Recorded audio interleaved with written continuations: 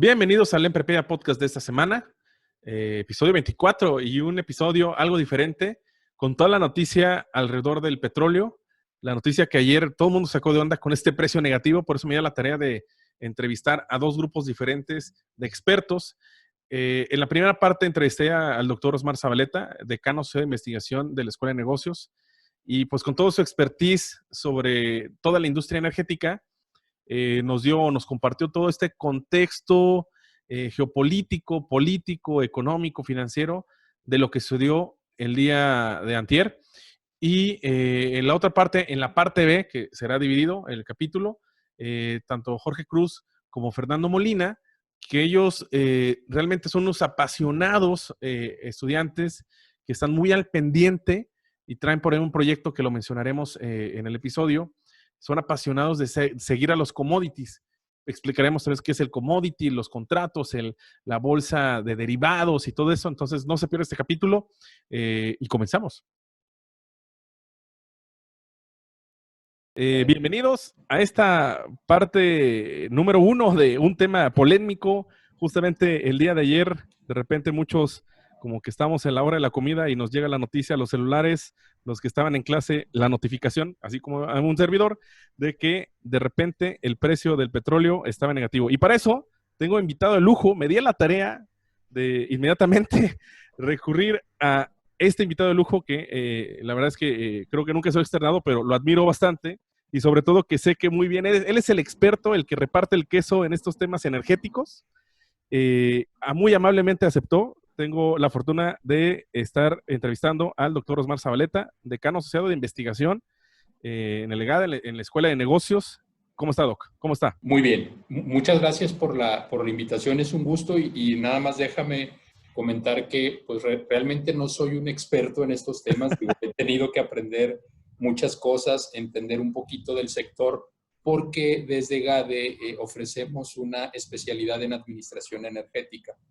Y esa es la razón por la que me he tenido que adentrar en estos temas, pero debo decirle a tu audiencia que pues realmente no soy un experto, pero algo entiendo, algo conozco y con gusto puedo compartir mi visión y mis ideas. Oiga, Doc, aquí el tema ayer sorprendente fue bueno, esto trae ya algunas cuantas semanas, ¿no? En referencia de lo volátil que ha sido el precio del petróleo. Y la pregunta aquí es, así como primero un contexto de lo que ha pasado antes de justamente lo que pasó el día de ayer en el mercado, que creo que estaremos platicando, que creo que ahí empieza la confusión entre los medios, entre la gente de el precio tal cual del petróleo, del barril, versus el contrato, ¿no? Que muy amablemente usted me hizo el favor de compartirme una nota que creo que es muy, muy, muy certera en el sentido de que nos fuimos con la finta que es sobre el precio del petróleo, no sobre el contrato. Pero previamente a todo esto, ¿qué ha estado sucediendo en toda esta cuestión energética? ¿Qué ha estado sucediendo con la OPEP?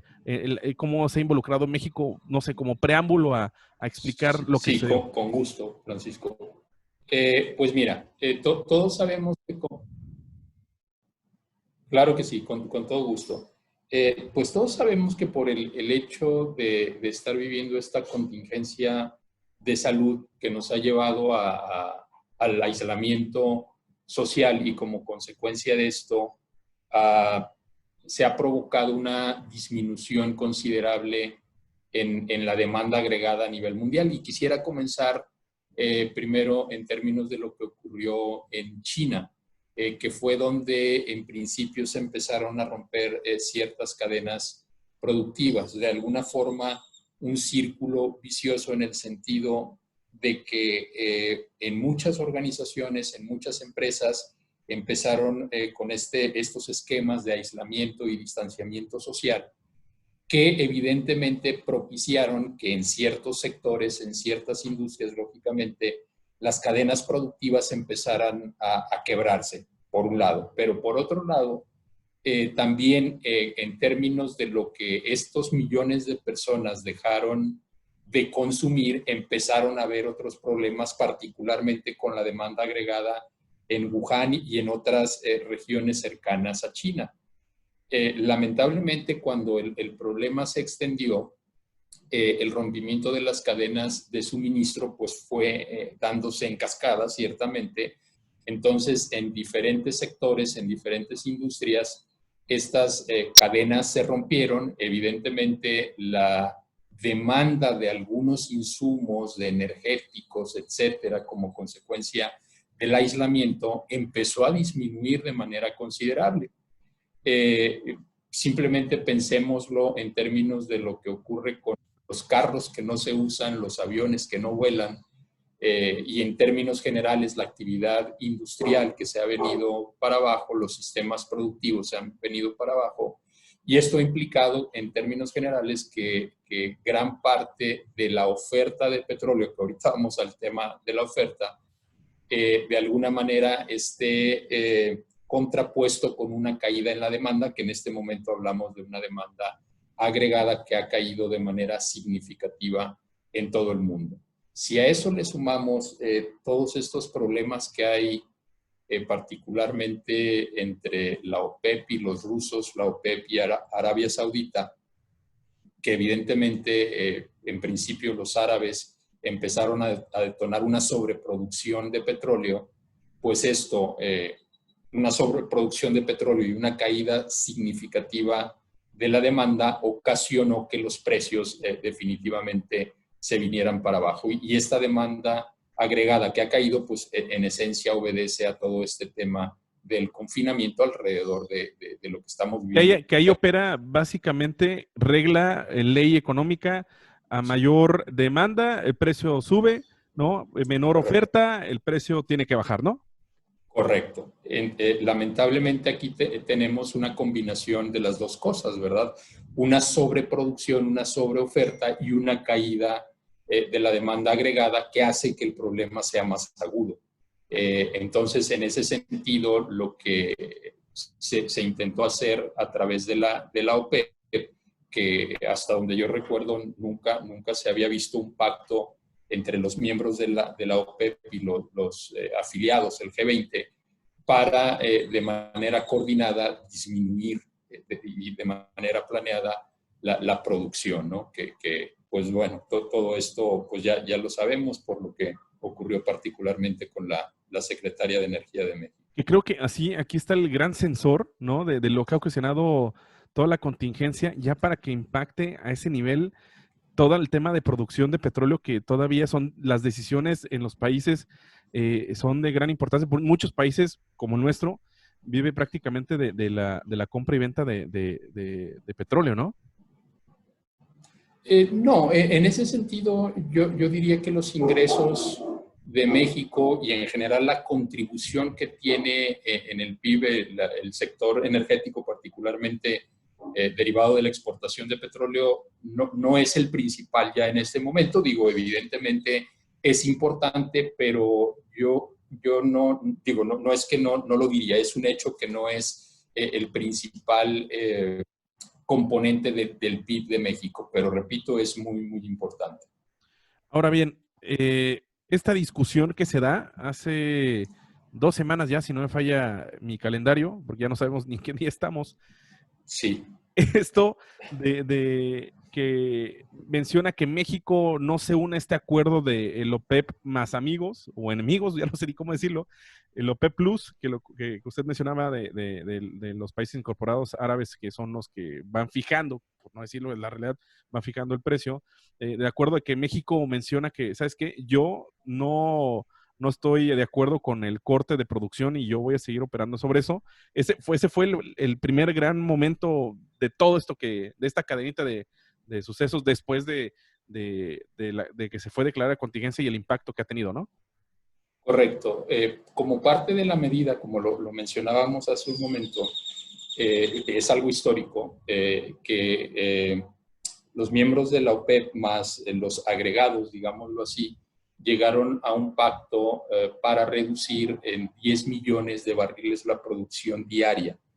Entonces, en términos de la producción que cada uno de estos países tiene, se acordó de manera proporcional la disminución en la producción para cada uno de ellos. Entonces, en el caso de México, la petición en términos de cuidar esta proporcionalidad fue de reducir la producción de petróleo en 400,000 barriles al día.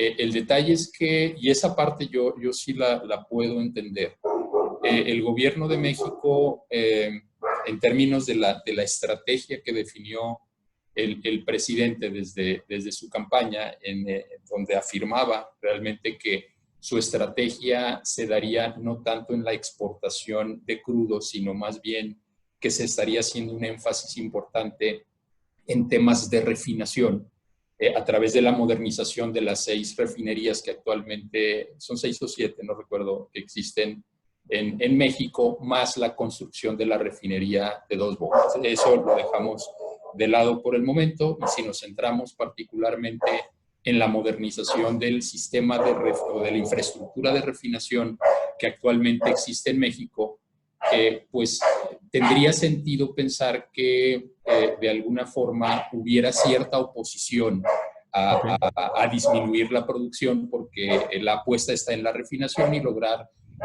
pues de alguna forma cierta autosuficiencia en materia de combustibles, porque hay que reconocerlo. Llegó un punto en el que estábamos importando cerca del 80% de la gasolina y del diésel que consumíamos en el país. Entonces, en ese sentido, y pensando en toda la inversión por modernizar la infraestructura de refinación, hubiera tenido sentido. Vamos a pensarlo así. El detalle es que con este tema de la contracción en la demanda, difícilmente, ¿cómo decirlo? El hecho de reducir en esta cantidad, porque no todo evidentemente se está refinando, mucho se tendría que haber destinado al mercado de exportación. Entonces, creo yo que no costaba mucho esfuerzo por este entorno que estamos viviendo lograr esa reducción, porque principalmente, pensándolo en estos términos, difícilmente el hecho de producir esos 300,000, porque habían pedido 400, pero si se decidió continuar con la producción de estos 300 al no haber aceptado la reducción de 400, difícilmente esos 300,000 barriles se colocarían en ningún lugar porque no hay demanda. Entonces, esa es la parte en la que yo ya no entiendo, que sí, en principio, como lo mencionaba hace un momento, sería hasta cierto punto entendible por todo este esfuerzo de refinamiento, de refinación que se está haciendo a través de la modernización de la planta de refinación, de la infraestructura de refinación que tenemos, pero en términos reales, todo esa cantidad que se iba a cortar, definitivamente que en algún momento de haberse, bueno, se está produciendo, se tendría que colocar en algún lugar del mundo, cosa que no va a ocurrir, ¿verdad? Que ahí pareciera como empresa una decisión de negocios entre, oye, pues le estoy invirtiendo tanto, como comentas, o sea, toda una maquinaria, una bazuca de inversión para no aprovecharla y no producir, ¿no? Al final también hay un costo de fabricación del barril, ¿no? En términos de costeo, ¿no? Del producto. Y Claro, pues, claro. ahora me dices que no voy a fabricar eso, pues yo creo que esa fue, como comenta usted, la postura tal cual del gobierno. Sí, sí. Y bueno, yo creo que, y aquí lamentablemente, cuando muchas de las decisiones toman un tinte político, pues las cosas se distorsionan, ¿no? Entonces yo me imagino que tiene que ver con las promesas de campaña que hizo el presidente, no sé, cuidar esta supuesta soberanía Y hasta de ahí, que tanto habla. que hasta ahí creo que la gente no entendía esto y al contrario, pues dice, oye, pues al final estuvo bien lo que se hizo, estuvo mal lo que se hizo, no lo sé, pero yo voy a la gasolinera y veo que de a 20 pesos que estaba el litro de gasolina, ahora veo que está en 15, o sea, creo que fue buena decisión, o sea, para el consumidor, ¿no? Ya de la gasolina en sí, eh, pues pareciera, ¿no? En ese punto de vista, que hay una relación directa entre lo que sucedió y el precio de la gasolina, ¿no? Que nosotros utilizamos en nuestros vehículos. Sí, pero en el sentido estricto, en este momento no sé cuál es la proporción de la gasolina en general de los combustibles que estamos importando, pero más bien creo, ciertamente ha disminuido, pero creo yo que en este momento la disminución en los precios de los combustibles esencialmente tiene que ver con la caída en los precios del petróleo, no tanto por el hecho de que estemos refinando más y que estemos dejando de importar a precios más elevados. No lo he revisado con detalle, pero sinceramente no lo creo. Pero al final, como tú bien dices, como que la coyuntura pareciera hacer ver que así sucedió, pero en el sentido estricto tiene que ver con la caída en los del precios precio del petróleo. Pero pues, digamos, claro. justamente en esa coyuntura pareciera, ¿no? O la primera impresión por parte del consumidor, por parte del ciudadano es, oye, pues la medida esta, ya sé cómo se tornan estos temas políticos, es mi presidente hizo esto y gracias a eso no hay gasolinazo, ¿no? Que siempre, normalmente en el tema político, sin entrar mucho detalle, son de las primeras iniciativas, propuestas que la gente acepta de manera muy amable de que, oye, pues bájame el precio de la gasolina. Eso fue apenas la semana pasada. Ahora bien, el día de ayer con esta noticia, que es donde empieza el entendimiento de, pues yo sé que está bajando el precio del combustible, está bajando el precio del barril, que es como se miden, y también creo que explicar un poquito a nuestros alumnos, a la comunidad que nos escucha, es que no únicamente hay un solo tipo de barril, no hay únicamente un solo tipo de petróleo, ¿no? De combustible tal cual. ¿Eso es correcto? Sí, es correcto. Sí, definitivamente que hay muchas mezclas y en términos generales yo podría decir que, por ejemplo, el West Texas Intermediate y el petróleo del Mar del Norte, el petróleo Brent, son mezclas de referencia. Y evidentemente son mezclas de referencia para otras mezclas cuya composición es similar a la de estas mezclas de referencia. Entonces, por ejemplo, en el caso particular del WTI, que es la referencia para Texas, y un par de estados más, creo, en Estados Unidos. Arkansas, si no me falla, toda esta Sí, zona. sí, tal vez. Creo que sirve de referencia para otras mezclas que son más o menos de características similares en su composición, en el contenido de azufre y todo eso. Entonces, ciertamente son las referencias y en virtud de que son commodities, son productos genéricos, son las que típicamente pues se toman como benchmark, ¿no? Aquí cabe mencionar que todo esto que vimos, que bien mencionabas, no ocurrió con la mezcla del mar del Norte, con el petróleo Brent no ocurrió esta caída en los precios. Ocurrió particularmente con el WTI, porque como tú bien dices, tenemos que distinguir dos tipos de mercados. El mercado spot, que es donde se transacta físicamente el producto y es donde se define el precio de compra-venta de manera inmediata, y el mercado de derivados, particularmente el mercado de futuros. Entonces, lo que vimos el día de ayer obedeció al hecho de que hoy, martes 21 de abril, vencían los contratos para entregar, si no me equivoco, no estoy, si es en mayo, creo, Sí. para entregar, quiero decir, en términos de la posición que cada entidad hubiera tomado, para ejercerlos en el mes de mayo.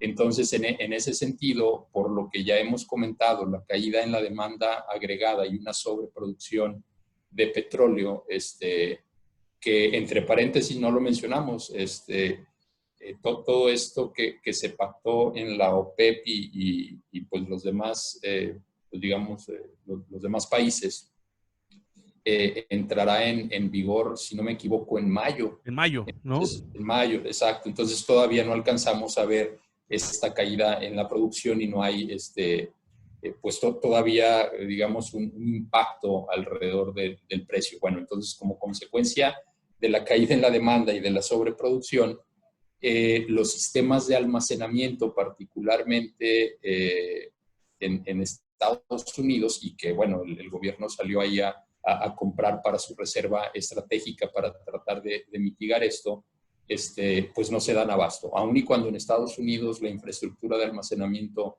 es importante, los particulares en este momento pues realmente no tienen espacio por la cantidad tan grande que hay de petróleo en este momento en el mundo. Entonces, ¿qué fue lo que ocurrió? Que los contratos futuros que vencieron el día de hoy tenían, ¿cómo decirlo? Sus tenedores empezaron a cerrar las posiciones porque, sobre todo las partes con las posiciones largas, es decir, los que se comprometieron a comprar el petróleo a determinado precio, tendrían que aceptar una entrega física. Entonces, digamos, hay dos tipos de participantes como en este mercado y en los demás mercados financieros. Los que, particularmente en este caso, las entidades que quieren protegerse ante las variaciones en el precio y los que deciden tomar posiciones para especular. Entonces, en ese sentido, gran parte de las posiciones, que muchas de estas estuvieron tomadas por especuladores, empezaron a cerrar las posiciones para no verse en el compromiso de tener que comprar, o sea, de acceder a una entrega física de petróleo, porque simplemente, ¿qué haces con eso, no? Entonces, hay la posibilidad en condiciones normales de pasar una posición con determinado vencimiento y abrir una nueva posición en un contrato futuro relacionado con el mismo subyacente con vencimiento posterior. El detalle es que de haber hecho eso, como empezaron a cerrar sus posiciones, lo que quiere decir de alguna forma que empezaron a ofertar, ¿cómo decirlo? Muchas posiciones largas, vamos a decirlo así, eso hizo que el precio se cayera, el precio particular del futuro. Del contrato. Eso creo que es bien importante. Contrato futuro. Eso es bien importante porque ayer nos vendían los medios, ¿no? O tal vez por explicarlo de una manera muy sencilla, prácticamente mencionaban que era el precio del barril, no del futuro, sino que del precio del barril es como que la comunicación o que lo que la gente empezó a entender, ¿no? Correcto. Digo, sí, tienes razón. Y por eso quise hacer el comentario de que el Brent, no, digo, evidentemente cayó. Todo esto tiene repercusiones globales, pero no cayó por debajo de cero, ¿verdad? O sea, no vimos precios negativos en la mezcla del Mar del Norte. Es que justamente es ahí donde varios mencionaban, ¿no? O sea, ¿cómo que precio negativo? Es más, a mí cuando me llegó la notificación, ver negativo el precio, a cómo manejaron la nota fue, a ver, ¿qué significa este precio negativo? Que, o sea, prácticamente yo, productor, yo Pemex, vienen alguien por el barril y del lugar de que me lo pague, yo tengo que pagarle a él para que se lo lleve, ¿no? Es como que lo que se entendía. Exacto, y de alguna manera sí, es totalmente correcto. Y eso tiene que ver con, o sea, es un reflejo del hecho de que si yo hubiera, yo como tenedor de una posición larga en un contrato del WTI, hubiera aceptado la entrega física, querría decir que me hubiera costado mucho más caro almacenarlo y darle el mantenimiento adecuado que tener un barril y pagarlo los $37, así llegó el pico hacia abajo, para que me lo entregaran y se lo llevaran, ¿verdad? Porque evidentemente lo que el mercado percibe es que el costo, para empezar, no hay infraestructura de almacenamiento. Y por otro lado, almacenar petróleo tiene algunas implicaciones inherentes al hecho de almacenar, ¿verdad? No es cualquier cosa. Entonces, eso de alguna forma fue lo que reflejó pues lo que vimos el día de ayer. Y ahora, para ir cerrando, porque aunque no crea, ya pasamos los 15 minutos, pero es un tema bien importante, bien interesante, es, ok, al mexicano, al ciudadano, al consumidor, y más con toda esta cuestión que estamos viendo de manera comercial, económica, o sea, ¿cuál es el efecto, cuál es la afectación que involucra todo lo que sucedió el día de ayer? Pues mira, yo en el sentido estricto, en términos de si tuviéramos realmente una caída, que evidentemente hubo una caída en el precio del petróleo en el mercado spot, el beneficio que le veo a esa parte para el caso de México es que si realmente la infraestructura de refinación se modernizó, yo tengo ahí mis dudas porque, digo, no soy especialista en temas petroquímicos, pero he leído que la mezcla mexicana actualmente no tiene características de pureza para poderse refinar apropiadamente en términos de la infraestructura que tenemos. Yo no sé si con toda esta inversión que se ha hecho y se está haciendo para renovar todas las refinerías que actualmente existen, el hecho de que en el mercado externo no haya incentivos para exportar pudiera propiciar que en algún momento esta dependencia que tenemos de los combustibles importados disminuya de manera importante, en el entendido de que refinar nos cuesta más barato que importar cada litro, porque es un hecho que en términos de lo que vivimos en sexenios pasados, cuando Felipe Calderón, yo me acuerdo muy bien, trató de promover que los privados invirtieran en la modernización de la planta de Que refinación que fue como teníamos que en la México. primera parte de la reforma, famosa reforma energética, ¿no? Exacto, correcto, correcto. Justamente porque pues había ya muchos rezagos tecnológicos, había que modernizar muchas cosas y aunado a esto el hecho de que las características del petróleo de la mezcla mexicana fueron yendo a la baja, se necesitaba, ¿cómo decirlo? Mucha inversión para lograr procesar a la mezcla con las características que actualmente, bueno, que en ese entonces tenía y que ahorita entiendo que son condiciones menos favorables para propiciar una refinación eficiente, pues. Entonces, en ese sentido, la parte buena que yo vería en algún momento es que pensando en que nos cuesta más barato refinar que importar los combustibles, pues ahí vería una forma de impactar positivamente a los ciudadanos, porque definitivamente que el precio de los combustibles tendría que bajar de manera considerable. Eso sería en el caso ideal. El detalle es que alrededor de los impuestos del IEPS famoso que el gobierno federal tiene ahí como un instrumento de recaudación, aun y cuando los costos de refinación fueran lo suficientemente bajos como para dejar de importar, y creo que sí lo hemos estado haciendo, tendríamos que ver hasta qué punto la parte recaudatoria también disminuye, porque en términos de lo que estamos viendo, yo me imagino que aun y cuando se logren precios eficientes de refinación y de producción de combustibles, probablemente en este momento el gobierno no tendrá incentivos para disminuir la recaudación a través del IEPS, por todo lo que se viene, ¿no? Entonces, pues no lo sé, es algo que veremos en los siguientes meses, creo yo, particularmente en lo que tiene que ver con los combustibles y definitivamente la cosa mejoraría si pues este tema del aislamiento y del distanciamiento, del aislamiento y el distanciamiento empieza ¿cómo decirlo?